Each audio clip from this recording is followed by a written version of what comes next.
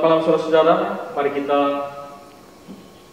siapkan hati dan kehidupan kita bersekutu dengan Tuhan melalui Rema Rama Jumat 18 September 2020 untuk membaca, mendengar dan merenungkan firman ini. Mari kita berdoa. Kepadamu kami bersyukur dan berterima kasih ya Tuhan untuk segala kebaikan-Mu yang terus nyata melimpah dalam hidup kami. Tuhan sudah menuntun memberkati kami dalam pekerjaan pelayanan kami hari ini, dan malam hari kami kembali duduk di sekeliling firman-Mu. Terangilah hati kami Tuhan, dan curahkanlah Roh Kudus-Mu bagi kami semua, agar kami dapat mengerti apa yang Tuhan mau sampaikan lewat firman ini. Di dalam nama Tuhan Yesus kami berdoa kepada Bapa di surga. Amin. Lukas 10 ayat 25 sampai dengan ayat yang ke-37. Orang Samaria yang murah hati. Pada suatu kali berdirilah seorang ahli Taurat untuk mencoba Yesus, katanya, "Guru, apa yang harus kuperbuat untuk memperoleh hidup yang kekal?" Jawab Yesus kepadanya, "Apa yang tertulis dalam hukum Taurat? Apa yang kau baca di sana?" Jawab orang itu, "Kasihilah Tuhan Allahmu dengan segenap hatimu, dan dengan segenap jiwamu, dan dengan segenap kekuatanmu, dan dengan segenap akal budimu, dan kasihilah sesamamu manusia seperti dirimu sendiri."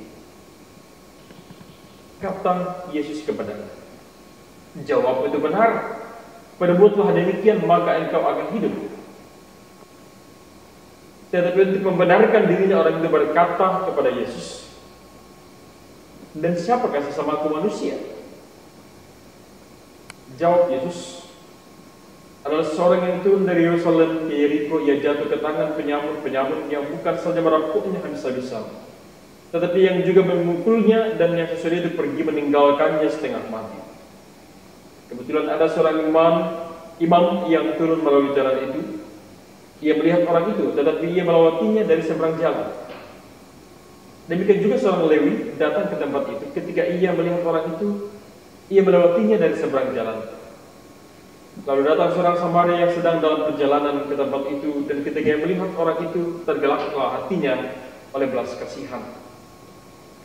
Ia pergi kepadanya, lalu membalut luka-lukanya. Sesudah ia menyiraminya dengan minyak dan anggur. Kemudian ia menaikkan orang itu ke atas keledai tunggangannya sendiri, lalu membawanya ke tempat penginapan dan merawatnya. Keesokan harinya ia menyerahkan 2 dinar kepada pemilik penginapan itu, katanya, "Rawatlah dia, dan jika kau belanjakan lebih dari ini, aku akan menggantinya waktu aku kembali." Siapakah di antara ketiga orang ini menurut pendapatmu adalah sesama manusia dari orang yang jatuh ke tangan penyamun itu? Jawab orang itu, "Orang yang telah menunjukkan belas kasihan kepadanya." Kata Yesus kepadanya, "Pergilah dan perbuatlah demikian." Peka terhadap sesama menjadi titik tolak perenungan firman Tuhan kepada kita pada malam hari ini. Saudara-saudara, apa bedanya Yesus dengan ahli Taurat dalam bacaan kita hari ini? Perbedaan pertama ialah sikap arogan dari si ahli Taurat. Ia menempatkan diri pada posisi lebih tinggi daripada Yesus, seolah-olah berhak menguji Yesus. Yesus menjawab kembali dengan pertanyaan yang dapat dijawab secara tepat. Babak pertama kelihatannya kedudukan sama kuat. Namun memasuki babak kedua, dialog ini baru kelihatan perbedaan yang sangat mencolok dalam ayat 28, 29 sampai dengan ayat yang ke-37. Ahli Taurat walau tahu firman Tuhan, perjanjian lama yang diselipkan dalam 2 hukum kasih, ternyata tidak siap untuk melakukannya di dalam hidupnya.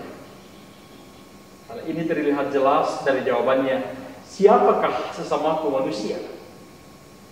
Dalam ayat 39. Ahli Taurat ini mewakili kebanyakan orang Yahudi pada masa itu. Melihat sesama manusia hanyalah sesama Yahudi saja. Justru perumpamaan Yesus membongkar pemahaman picik tersebut sekaligus menggugah kepekaan kasih terhadap sesama manusia. Yesus membandingkan para pemuka agama Yahudi dengan orang Samaria yang dianggap ras campuran yang lebih rendah. Imam dan orang Lewi ternyata hanya mampu mungkin bersimpati kepada sesama Yahudi, mereka yang kemalangan, sementara si Samaria ternyata berempati kepada orang yang secara ras sering menghinanya. Kadang orang Yahudi mencap orang Samaria sebagai orang yang kafir, menghina mereka sebagai orang yang kafir, tetapi justru dalam konteks ini, justru orang kafir inilah yang berbuat sesuatu. Empatinya adalah yang menggerakkan hatinya menolong si malang tersebut, bahkan dengan tidak kepalang tanggung. Dialog babak kedua ini ditutup dengan kemenangan 1-0 Yesus terhadap si ahli Taurat. Si ahli Taurat tidak bisa mengelakkan diri dari pengakuan siapa sesama manusia yang sesungguhnya. Sehingga dengan otoritas Yesus bisa berkata, pergilah dan perbuatlah demikian. Saudara-saudara, bagaimana membangun kepekaan terhadap sesama kita? Pertama-tama harus terlebih dahulu memiliki sungguh-sungguh kasih kepada Allah. Barulah kita bisa mengasihi yang Allah kasihi, yaitu sesama kita. Bisa mengasihi Allah, tentulah lebih dahulu kita mengalami kasih Allah. Sayangnya, sebab itu hanya ada secara teoritis di dalam pikiran si ahli Taurat. Mudah-mudahan tidak demikian dengan kita.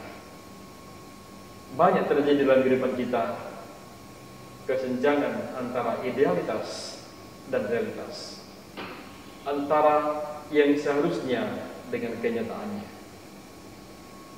Kiranya Roh Kudus menolong dan menuntun kita untuk peka terhadap sesama kita. Amin. Mari kita berdoa.